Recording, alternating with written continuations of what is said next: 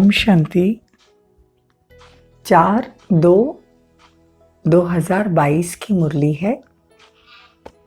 प्यार के सागर, आनंद के सागर शिव परमात्मा बोले, मीठे बच्चे अपने दिल रूपी दर्पण में देखो कि अंदर में कोई भूत तो नहीं है।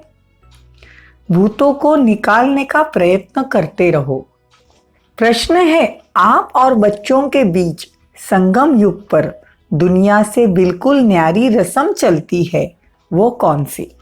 ये संगम युग पर परमात्मा और बच्चों का जो मिलन होता है उसके बारे में बाबा कहते हैं। उत्तर है, दुनिया में बच्चे बाप को नमस्ते करते, देखो कौन सी रस्म चलती है, लेकिन यहाँ बाप बच्चों को नमस्ते करते हैं। बाप खुद कहते हैं, मीठे बच्चे मैं तुम्हारी सेवा में आकर उपस्थित हुआ हूँ।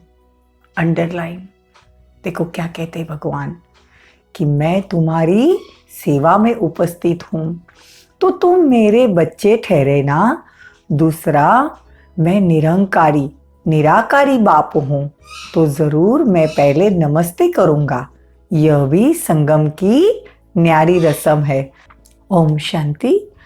आने से पहले बाप बच्चों से नमस्ते करते हैं या बच्चे बाप को नमस्ते करे? बच्चे बाप को करे नहीं, पहले बाप बच्चों को करे। संगम युग की रस्म रिवाज ही सबसे न्यारी है। बाप खुद कहते हैं, मैं सभी का बाप हूँ, तुम्हारी सेवा में आकर उपस्थित हुआ हूँ, तो जरूर बच्चे बड़े ठहरे ना। देखो, पूरे विश्व का बाप बच्चों को कहता है कि तुम बड़े हो, इसीलिए मैं नमस्ते करता हूँ। कितना निरंकारी बाप है। दुनिया में तो बच्चे बाप को नमस्ते करते हैं, यहाँ बाप बच्चों को नमस्ते करते हैं। गाया भी हुआ है निराकारी निरंकारी, तो वह भी दिखाना पड़े ना। बाप आते ही है कल्प के बाद बच्चों से मिलने। कल्प के बाद मतलब 5000 साल के बाद बाप मिलन मनाने आते हैं। तो तुम बहुत सिकी लदे बच्चे हुए ना। सिकी लदे मतलब बहुत लाडके। 5000 साल के हम बिछड़े हुए भगवान से, तो भगवान आया है बच्चों को प्यार करने के लिए। इसलिए कहते, मीठे बच्चे तुम थक गए होगे ना, द्रौपदी के पांव दबाए तो सर्वंट हुए ना। भगवान भी माताओं को कहते हैं, वंदे मातरम। ये किसने उचारा? बाप ने। तो बाप को आना पड़ता है नर्क को स्वर्ग बनाने के लिए। बहुत दिल से आते हैं, जानते हैं मुझे बच्चों की सेवा में आना है। सारी सृष्टि का कल्याणकारी दाता तो एक है ना। देखो, इतना प्यार करेगा कौन? इसीलिए मुरली बड़े प्यार से सुननी है। भगवान का लव लेटर है जो हमारे लिए होता है। भगवान बच्चों को नमस्ते करते हैं।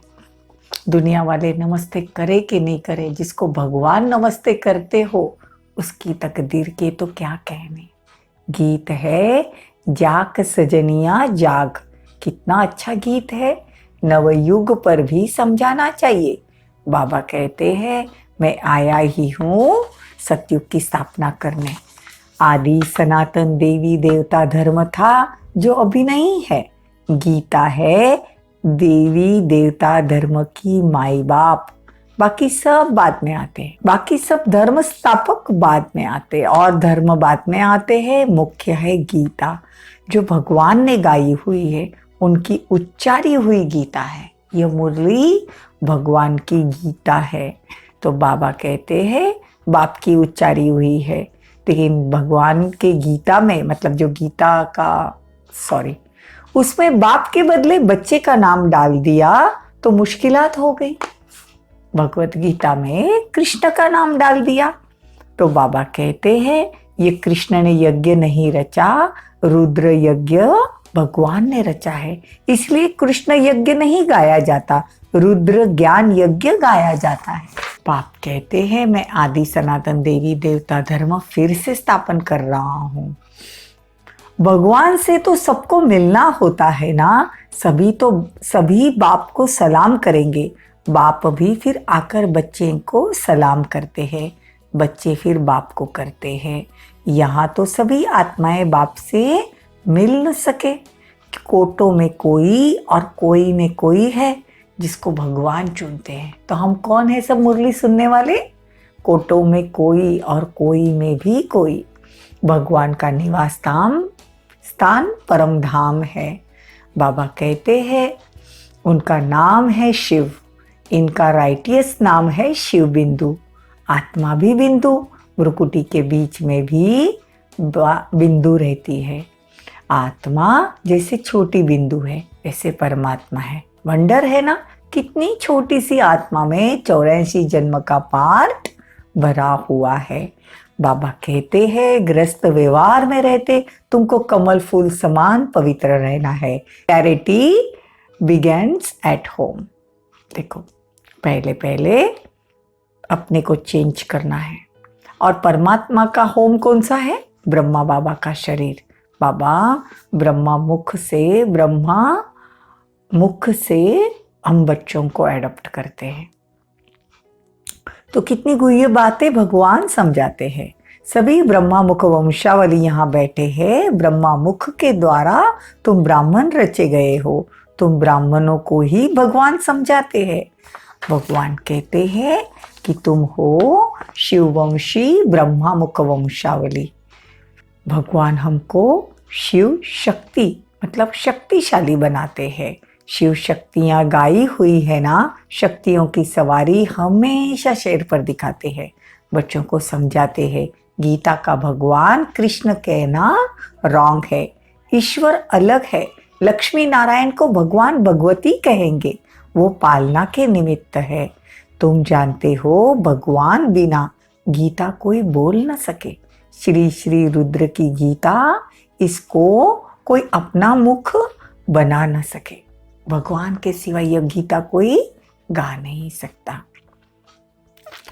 भगवान तो ज्ञान का सागर है, तो रचयिता और रचना की नॉलेज देंगे। ईश्वर की गत मत तो ईश्वर ही जाने। अब ईश्वर की मत है श्रीमत, जिससे तुमको सदगति मिलती है, सो भी ठीक है। गति के साथ सतगति कहना ठीक है। बाबा सब राज समझाते हैं, तो धारणा करनी चाहिए। भगवान छोटी छोटी बातें सिखाते हैं मुरलियों में। तो बाबा कहते हैं कि मैं तुम्हारा साजन हूँ, तुम सजनियाँ हो, सजनियों का मैं श्रृंगार करता हूँ। स्वर्ग का मालिक बनाने के लिए सब महाराजा महारानी बनने चाहिए, परंतु बाबा कहते हैं बच्चे पूरा पुरुषार्थ नहीं करते। इसलिए बाबा कहते हैं अपने दिल रूपी दर्पण में देखो कि जो भगवान कहते हैं वैसा हम करते हैं। मन में संकल्प तो बहुत आएंगे, कर्म में नहीं लाना चाहिए। विकारों के संकल्प मन में आएंगे, लेकिन बाबा कहते हैं कर्म में नहीं लाना। अच्छे कर्म भगवान सिखलाते हैं।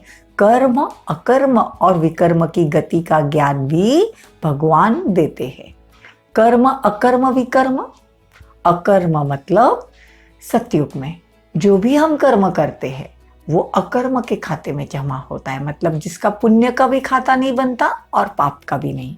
और बॉडी कॉन्शियस में द्वापर से जो भी हम कर्म करते हैं वो विकर्म का खाता बनता है। ये सब ये बातें भगवान सिखाते हैं। विकर्म कराने वाली है माया। माया मतलब कोई अलग लेडीज नहीं है, माया मतलब हमारी ही कमजोरी। हम कमजोर बनते हैं तब, और हमारे में जो जो कमजोरियां है वो है माया, वो सतयुग में होती नहीं। सब श्रीमत पर चलने से तुम स्वर्ग में चल सकते हो। यह किसी मनुष्य की मत नहीं है, बाप की श्रीमत से स्वर्ग बन रहा है। औरों की मत से स्वर्गवासी तो बन न सके, और ही भ्रष्टाचारी बन जाएंगे। तुम बच्चे जानते हो एक धर्म की स्थापना हो रही है।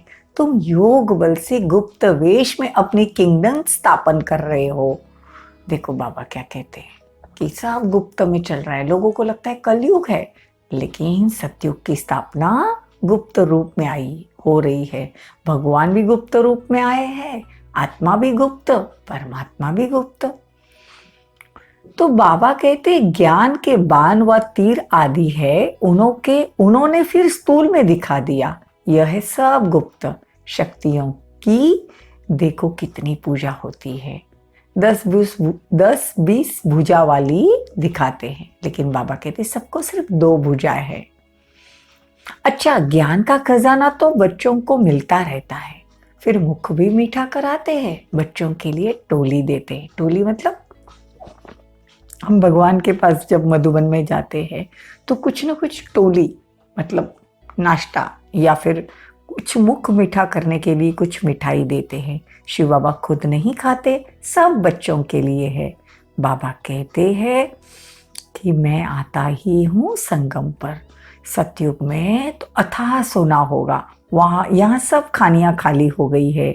गाया भी है ना, किसी की दबी रही धूल में किसी की राजा खाए, किसी की चोर लुट जाए, किसी को आग जलाए, सफल हो उसका जो धनी के नाम कर जाए। देखो भगवान कहते हैं जो भी तुम्हारे पास है वो सफल करो, तन मन धन समय संपर्क श्वास परमात्मा की याद में, तो सफल हो जाएगा। अच्छा, मीठे मीठे सिकी लदे बच्चों प्रति मात पिता बाप दादा का याद प्यार और नमस्ते, माताओं को वंदे मातरम, बच्चों को याद प्यार और सबको गुड मॉर्निंग। अब रात पूरी हुई कलयुग की, गुड मॉर्निंग आ रहा है सतयुग, नवयुग आ रहा है ब्रह्म कुमार कुमारियों के लिए। अच्छा, ओम शांति। देखो आज बाबा ने कैसे याद प्यार दिया, अब हम भी याद प्यार देंगे भगवान को रिटर्न में। हम रूहानी बच्चों की रूहानी माता पिता बाप दादा को याद प्यार, गुड मॉर्निंग, नमस्ते, थैंक यू, बहुत बहुत शुक्रिया। धारणा के लिए मुख्य सार देखो, ये पूरी मुरली है ना, उसमें से भगवान सिर्फ 2 ही पॉइंट्स देते हैं कि तुम ये धारण करो। उस दिन के लिए वो धारण करना शुरू करेंगे तो संस्कार बनता जाएगा। तो धारणा क्या है? नंबर 1, देह अभिमान को छोड़ अपने से बड़ों को आगे रखना है। कोई डिबेट करता है तो बड़ों के तरफ रेफर करना है। आबरू नहीं गंवानी है, किसी से आर्ग्यूमेंट नहीं करनी है। दूसरा, चैरिटी बिगेन्स एट होम। पहले परिवार का कल्याण करना है, गृहस्थ व्यवहार में रहते कमल फूल समान पवित्र रहना है। और भगवान वरदान देते हैं, वरदान मतलब ब्लेसिंग्स। भगवान ब्लेसिंग्स देते हैं बच्चों को। तो क्या कहते हैं भगवान? देह अहंकार व अभिमान के सूक्ष्म अंश का भी त्याग करने वाले आकारी सो निराकारी भव। आकारी फरिश्ता और निराकारी आत्मा। देह अभिमान का त्याग कर दो। देह अहंकार अभिमान ये सूक्ष्म में अंश है, इसका भी त्याग करो तो क्या बनेंगे? फरिश्ता बन जाएंगे। कईयों का मोटे रूप में देह के आकार में लगा हुआ अभिमान नहीं है, लेकिन देह के संबंध में अपने संस्कार विशेष है, बुद्धि में विशेष है, गुण में विशेष है, कलाएं भी विशेष है, कोई शक्ति विशेष है, उसका अभिमान अर्थात अहंकार नशा रोब सूक्ष्म रूप में आता है। तो यह अभिमान कभी भी आकारी फरिश्ता व निराकारी आत्मा निराकारी बनने नहीं देगा। इसीलिए इसके अंश मात्र का भी त्याग करो तो सहज ही आकारी सो निराकारी बन सकते हैं। सूक्ष्म रूप में मतलब खुद को भी नहीं पता चलता है, मोटे रूप में दिखाई नहीं देता है, लेकिन अंदर ही अंदर खुद में कोई विशेषता है, कोई शक्ति है, कोई संस्कार अच्छा है। तो मेरे में ये बहुत अच्छा संस्कार है, लेकिन संस्कार देने वाला कौन है? परमात्मा। तो बाबा कहते कभी भी अहंकार नहीं आना चाहिए। स्लोगन, समय पर सहयोगी बनो तो पदम गुना रिटर्न मिल जाएगा। भगवान को भी सहयोग की शक्ति दो, मतलब सहयोग करो तो पदम गुना रिटर्न में मिल जाएगा, 1 का पदम गुना मिल जाएगा। ओम शांति, ओम शांति।